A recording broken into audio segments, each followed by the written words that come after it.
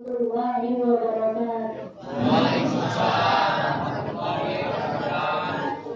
Alhamdulillahirabbil alamin wa bihi nasta'in ala umuri dunya waddin. Wassallallahu ala Mustafa Muhammad Rasulullah sallallahu alaihi wasallam wa ala alihi wa ashabihi wa ummatihi ajma'in. Alhamdulillah, alhamdulillah, walhamdulillah. فقال الله تعالى بالكتاب الكريم أعوذ بالله من الشيطان الرجيم بسم الله الرحمن الرحيم شهر رمضان الذي أنزل فيه القرآن هدى للناس وبينات من الهدى والفرقان.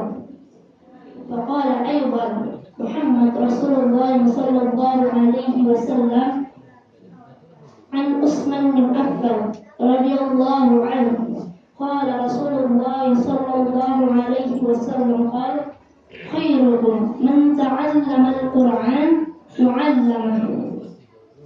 Rasulullah sallallahu alaihi wasallam قال أيضا بالحديث اقرأوا القرآن فإنه يأتي يوم القيامة شفيعا لأصحابه. Alhamdulillahirabbil alamin. Segala puji bagi Allah yang telah memberikan nikmat dan karunia-Nya kepada kita semua, sehingga kita bisa melaksanakan sholat isya dan tarawih di musholla yang kita cintai ini. Dan telah pula kita kirimkan salawat dan salam kita kepada Rasulullah Muhammad sallallahu alaihi wasallam. Allahumma sholli ala sayyidina Muhammad wa ala ali sayyidina Muhammad. Sebelumnya saya perkenalkan diri dulu. Saya Fatur Rahman Lutfi dari pesantren Tahfidz Darul Quran di Tangerang. Ustaz Yusuf Mansur. Saya cucu dari Yai Tatang.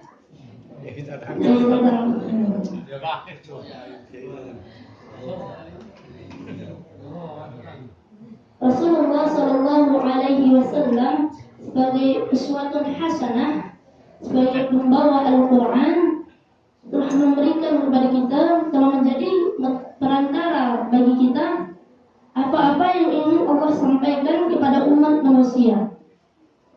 Al-Quran, tentang Al-Quran, bagaimana keutamaan Al-Quran itu? Al-Quran Allah turunkan secara berangsur-angsur selama 22 tahun, 2 bulan dan 22 hari. Allah menurunkannya di 2 tempat, yaitu di Makkah dan Madinah. Rasulullah sallallahu alaihi wasallam sebagai perantara selalu memberikan ayat apa yang Allah sampaikan kepada dirinya untuk disebarkan kepada orang lain. Nah, itu kenapa ia dipanggil Rasul. Karena Rasul itu orang yang mendapat wahyu dari Allah, lalu ia menyebarkannya kepada orang lain. Itu Rasul. Tetapi kalau Nabi yang mendapat wahyu dari Allah, itu untuk dirinya sendiri dan tidak perlu ia sebarkan kepada orang lain. Itu yang namanya Nabi. Tentang Al-Quran, bagaimana keutamaan Al-Quran? Kita tahu Al-Quran itu adalah kitab suci umat Islam. Kitab suci umat Islam yang berlaku dan harus dijalankan oleh seluruh umat manusia di muka bumi, khususnya umat Nabi Muhammad sallallahu alaihi wasallam.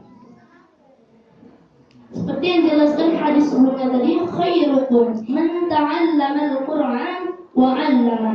Sebaik-baik kalian adalah yang mempelajari Al-Qur'an dan yang mengajarkannya. Ada 4 tahapan di sini. Al-Qur'an itu ada 4 tahapan. Yang pertama, membaca Al-Qur'an. Yang kedua, menghafalkan Al-Qur'an. Yang ketiga, mentadaburi Al-Quran. Dan yang keempat, yang paling agung adalah mengamalkan Al-Quran. Kita mulai dari yang membaca Al-Quran. Iqra'ul Quran fa innahu ya'ti yawmal qiyamah syafi' li ashabi. Jadi Al-Quran, siapa yang membaca Al-Quran, Al-Quran akan datang pada hari kiamat menjadi saksi kepada Allah Subhanahu wa taala, menjadi saksi bahwa pembacanya ini akan mendapat pertolongan dari Al-Quran tersebut, dari ayat-ayat yang ia baca, dari huruf huruf yang ia baca. Ia akan mendapat pertolongan di situ. Al-Quran akan bersaksi kepada Allah Subhanahu wa Ta'ala. Pembaca Al-Quran yang misal ia berada di neraka, maka Al-Quran akan menarik pembacanya tersebut ke dalam surga. Al-Quran akan memohon kepada Allah Subhanahu wa Ta'ala. Al-Quran akan bersaksi kepada Allah Subhanahu wa Ta'ala.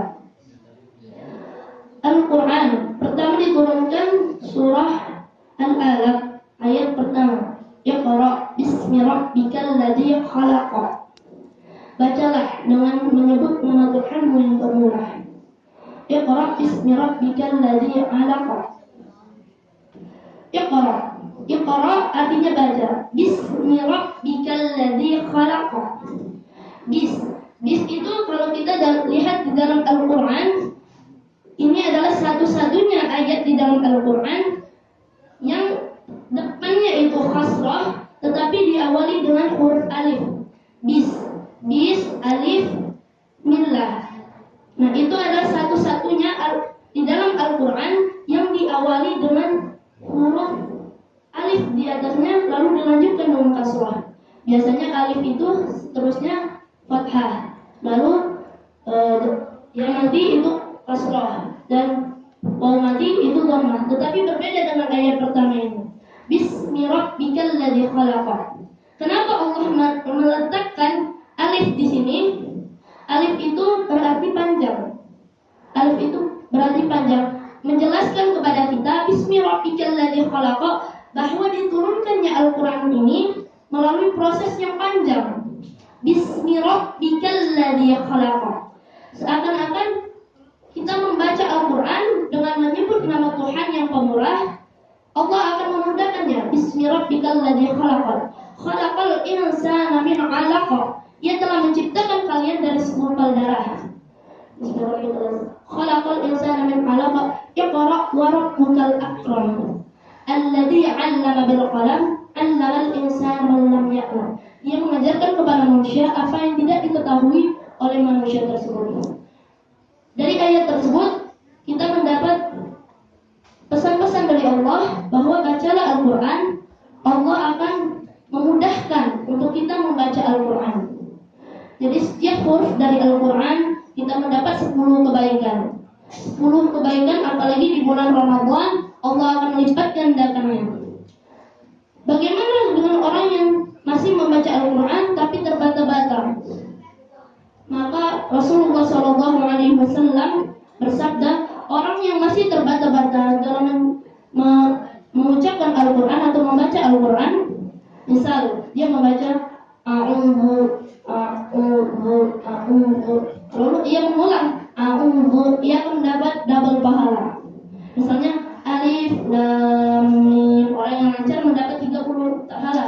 Dia tidak lancar mengulang alif lam mim, dia akan mendapat double dari kalimat, dari pahala orang yang lancar tadi.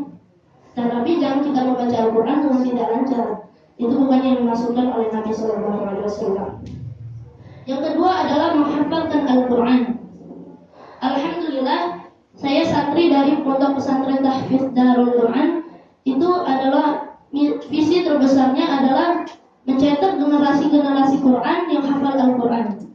Jadi nanti wali kota hafal Quran, pengusaha hafal Quran, presiden hafal Quran, akan mencetak generasi-generasi yang penghafal Al-Quran. Apa istimewanya penghafal Al-Quran? Penghafal Al-Quran itu disebut dengan Ahlullah. Wahai Nabi, siapakah yang disebut dengan Ahlullah? Keluarganya Allah. Ia adalah penghafal Al-Quran yang menjaga kitab-kitabnya Allah, yang menjaga ayat-ayatnya Allah. Al-Quran itu dari pertama diturunkan, harokat, huruf, susunannya tidak berubah. Dari pertama 15 abad yang lalu sampai sekarang tidak ada yang berubah dari Al-Quran. Al-Quran itu tetap dibaca walaupun telah 15 abad yang lalu diturunkan. Mungkin jika ia buatan manusia, manusia tidak akan ingin membacanya lagi jika ia buatan manusia. Ini jika bapak-bapak, ibu-ibu diberikan koran 3 bulan yang lalu, mau nggak baca lagi? Nah, tetapi berbeda dengan Al-Quran, walaupun telah 15 abad yang lalu diturunkan, yang tetap ingin dibaca oleh seluruh umat manusia, khususnya umat Islam, umatnya Nabi Muhammad SAW. Yang kedua adalah mentadabur, yang ketiga adalah mentadaburi Al-Quran. Kita tadabbur Al-Quran, kita membaca Al-Quran. Membaca saja sudah mendapat pahala, apalagi kita tadaburi Al-Quran. Kita baca, setelah kita baca Arabnya, kita baca Indonesia. Kita baca, oh Allah menyuruh ini. Allah menyuruh ini. Lalu kita, yang keempat, kita amalkan itu dalam kehidupan sehari-hari. Al-Quran menyuruh kita tunaikanlah zakat. Tapi musolah. Al-Quran menyuruh kita untuk sholat. Tetapi Al-Quran tidak menjelaskan bagaimana tata cara itu sholat. Al-Quran tidak menjelaskan bagaimana cara itu zakat. Di mana kita bisa menemukannya? Di hadisnya Rasulullah SAW. Jadi salah jika orang yang ingin mengikuti Al-Quran saja, tetapi ia tidak ingin mengikuti hadisnya Rasulullah. Atau sebaliknya, ia hanya ingin mengikuti hadis Rasulullah, tapi tidak ingin mengikuti Al-Quran. Ini adalah dua hubungan yang saling terpaut. Al-Quran itu tidak bisa kita jalankan hanya untuk Al-Qurannya saja, tetapi kita harus mengikuti hadis-hadis dari Rasulullah SAW. Kembali kepada penghafal, setelah kita membaca, terus kita mencoba untuk menghafalkan Al-Quran, walau 1-2 ayat kita hafal Al-Quran, tidak apa-apa. Itu akan menjadi saksi kita di mata Allah Subhanahu wa taala. Ada cerita dari Imam Asy-Syafi'i rahimahullahu taala. Imam Syafi'i yang begitu besarnya pahalanya, yang selalu tunduk kepada Allah Subhanahu wa taala, mengarang hadis. Ia adalah imam mazhab. Ketika ia bercerita, aku bermimpi. Saat itu aku di tempat seperti banyak lebah yang mengaum, seperti bunyinya lebah. Aku tidak tahu suara apakah itu, kata Imam Asy-Syafi'i. Lalu ketika aku masuk ke tempat itu adalah tempat di mana jutaan orang, bahkan miliaran orang mendengarkan Al-Quran, lantunkan Al-Quran. Imam Asy-Syafi'i takut, ia menangis karena ia takut ia tidak bisa masuk surga. Tidak bisa masuk surga. Ia menangis Imam Asy-Syafi'i. Maka ketika dipanggil nama Imam Asy-Syafi'i oleh Allah Subhanahu wa taala, misal Asy-Syafi'i maju misalnya begitu. Tetapi kita dipanggil oleh Allah itu menurut nama ayah kita. Asy-Syafi'i bin siapa? Namanya misal memakai nama ayah kita. Nanti dipanggil oleh Allah, kita setoran kepada Allah. Jadi Asy-Syafi'i diceritakan Imam Asy-Syafi'i rahimahullahu taala membaca Al-Baqarah. Di surah Allah membaca Al-Baqarah, maka ia selesaikan. Lanjut ke surat Al-Imran, lanjut ke An-Nisa sampai 30 juz ia selesaikan, maka derajat surga Imam Asy-Syafi'i itu yang paling tinggi karena ia telah menyelesaikan atau menyetorkan hafalan Qur'annya 30 juz mutlaqin kepada Allah Subhanahu wa taala. Tingkat derajat surga kita nanti tergantung hafalan Quran kita. Kalau kita hafal Quran juz 30, segitulah derajat surga kita nanti, tergantung hafalan Quran kita. Allah akan membantu, Allah akan membuat kita hafal Quran jika kita memang punya niat untuk hafal Quran. Tidak apalah sehari 1 ayat, 2 ayat, atau kita membacanya 1 ayat, 2 ayat. Kalau hati ini ingin selalu kepada Allah Subhanahu wa taala, ingin selalu tenang, jangan tinggalkan Al-Quran setiap hari. Minimal bacalah Al-Quran 1 juz setiap hari, apalagi di bulan Ramadan. Kalau tidak bisa 1 ain, kalau tidak bisa lagi 1 halaman, setengah halaman, atau 1 ayat. Jangan tinggalkan Al-Quran. Kalau engkau meninggalkan Al-Quran, maka Al-Quran akan meninggalkanmu. Ia tidak akan menjadi saksi. Jika engkau meninggalkan Al-Quran, ia tidak akan memberikan saksi kepada Allah Subhanahu wa taala. Itulah mulanya Al-Quran. Orang yang hafal Al-Quran akan memberikan syafaat kepada keluarganya, walaupun keluarganya itu adalah ahlinya neraka. Keluarganya itu sering berbuat maksiat. Misalnya bapak itu masuk neraka. Misalnya bapak dari penghafal Al-Quran itu masuk masuk neraka, atau ibunya atau keluarganya yang lain masuk neraka, maka penghafal Al-Quran ini akan menarik orang tuanya dan 10 dari keluarganya untuk memasuki surga, walaupun dosanya sebesar, Masya Allah, dosanya sangat besar. Anak yang menghafal Al-Quran ini akan menariknya ke dalam surga. Ia akan memohon kepada Allah, jika keluargaku ini tidak mau memasuki surga, tidak kau masukkan surga, maka aku tidak ingin memasuki surga, kata penghafal Al-Quran itu.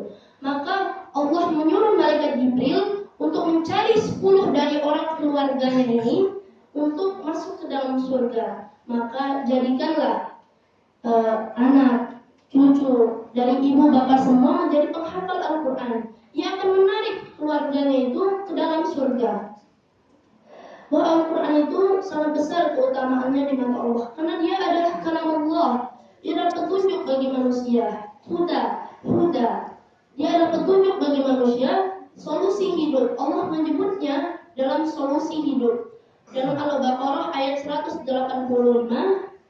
Allah menyebut Al-Quran itu solusi hidup bagi setiap masalah. Jadi kalau ada masalah, ambil air wudhu, bentang sejadah, sholat 2 rakaat, baca Quran.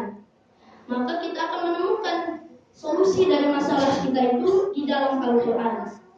Maka bacalah Al-Quran, hafalkanlah Al-Quran, dan yang terpenting amalkanlah Al-Quran, agar ia akan menjadi saksi di yaumil qiyamah nanti bahwa kita adalah orang-orang yang selalu bersama Al-Quran.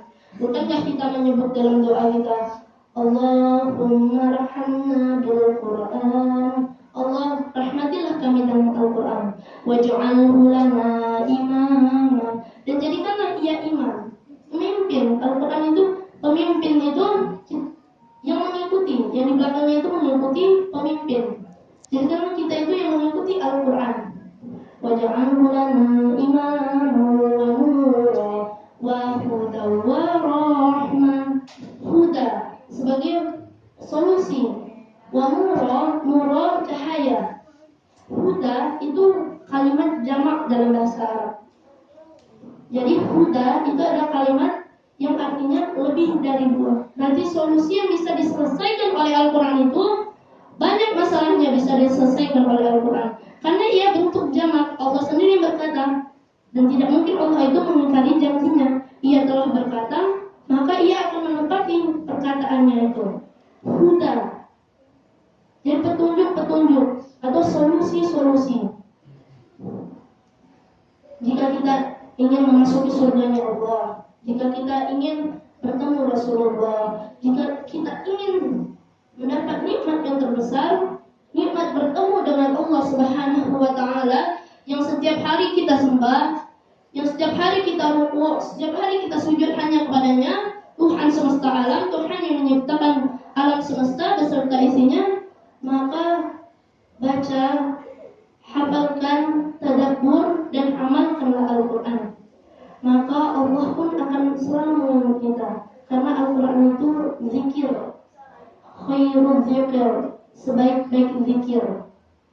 Jadi kalau kita tidak bisa setiap hari menyebut subhanallah, subhanallah, atau menyebut kalimat Allah yang lain, maka bacalah Al-Quran, walau itu 1 ayat.